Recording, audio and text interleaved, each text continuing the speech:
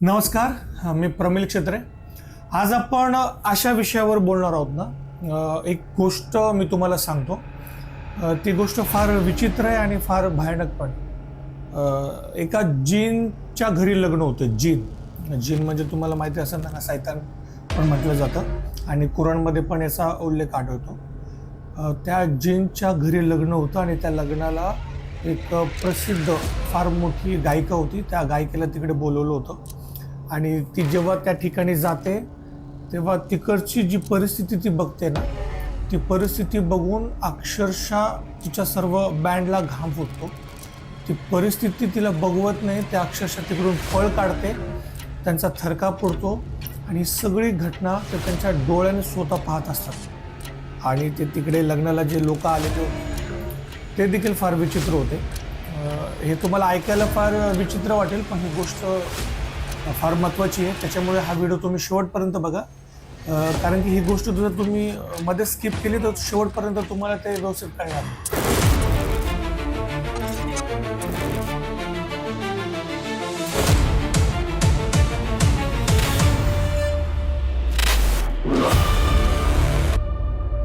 साधारण 1997ची ही गोष्ट आहे.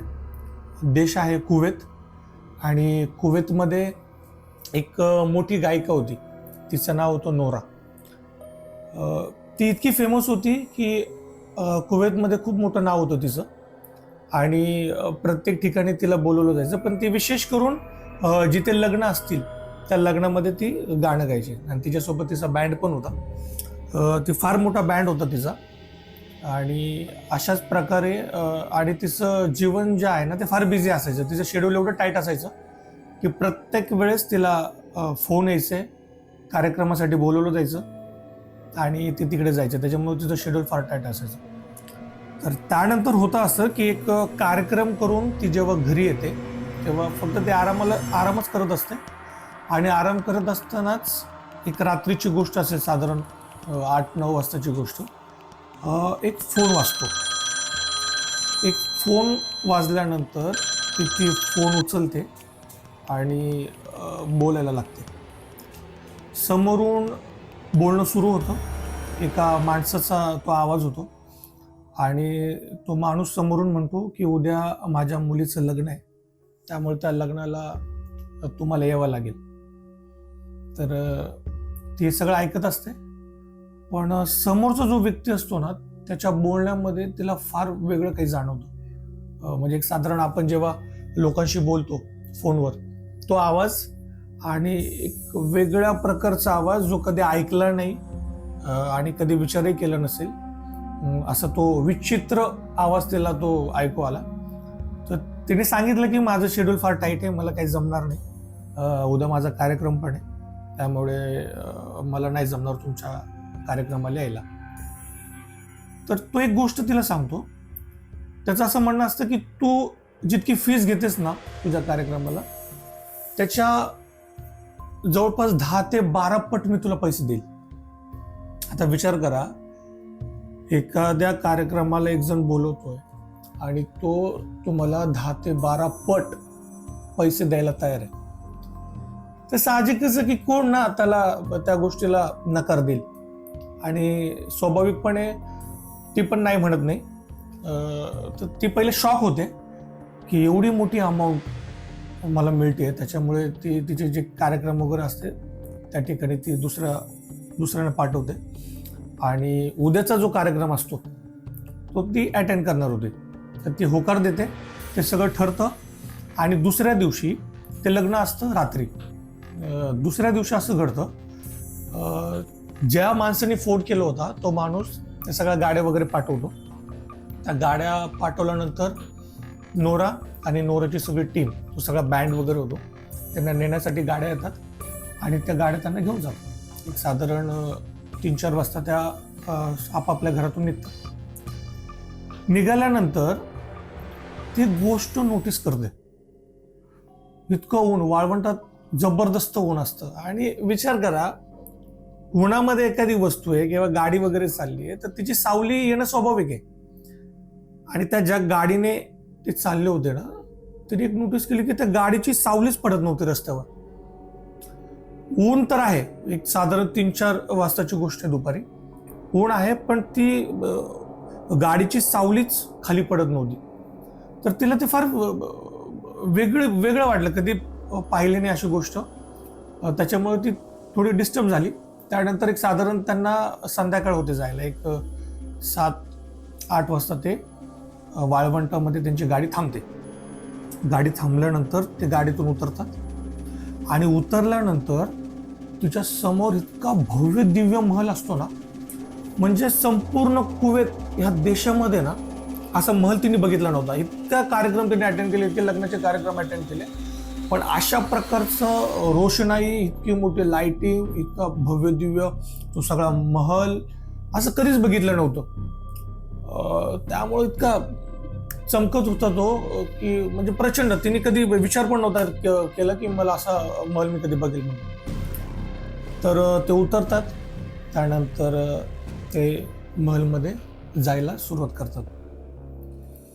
गेल्यानंतर एक तुम्हाला माहिती असेल की एखाद्या ठिकाणी आपल्याला कधी कधी एक नकारात्मक ऊर्जा जाणवते.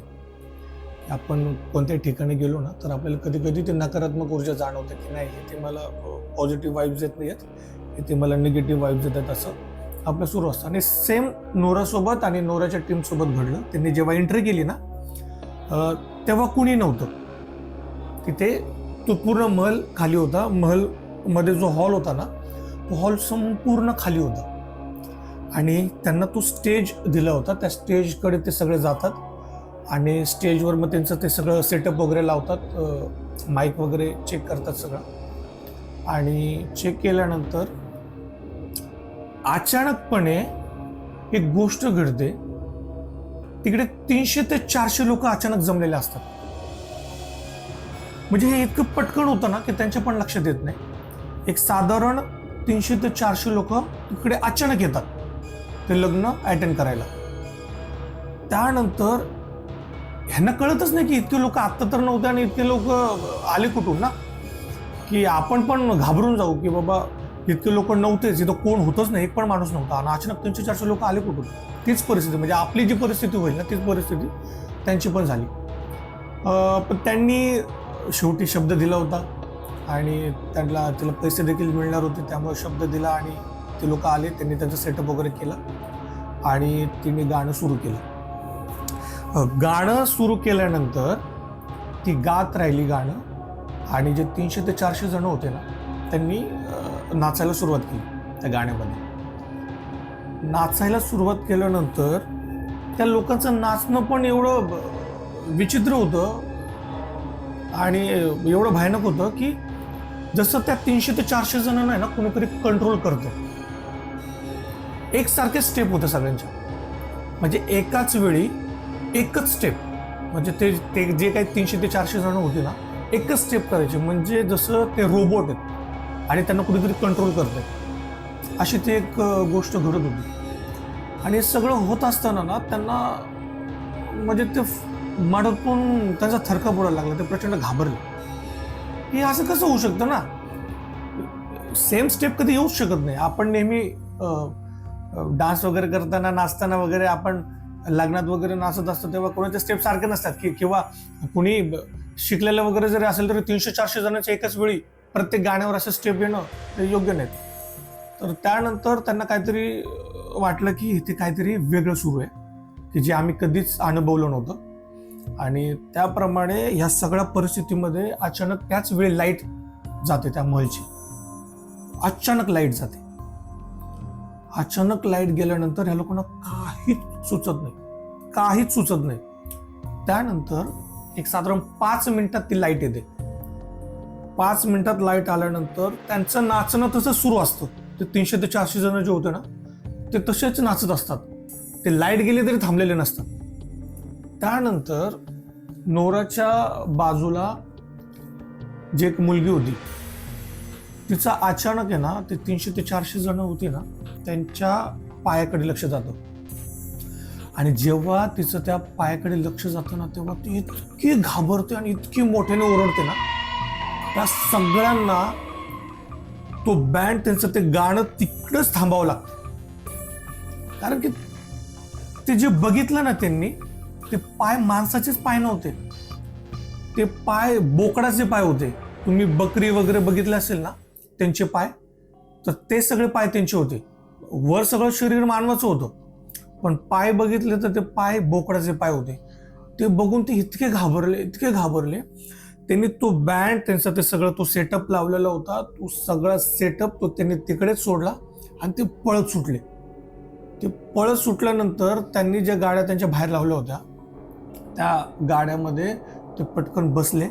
कारण की ते ज्या गाड्यामध्ये येत होते त्या गाड्यामध्ये त्या जे ड्रायव्हर होते त्यांना काही कल्पना नव्हती आतमध्ये नेहमीप्रमाणे ते लग्न वगैरे चाललेलं असेल त्या तसं सुरू होतं. हे लोक घाबरून त्या गाडीमध्ये बसले. गाडीत बसल्यानंतर त्यांनी आपापल्या घरी जायला निघाले. त्यांच्या तोंडातून एक शब्द फुटत नव्हता, ते इतकं घाबरले होते.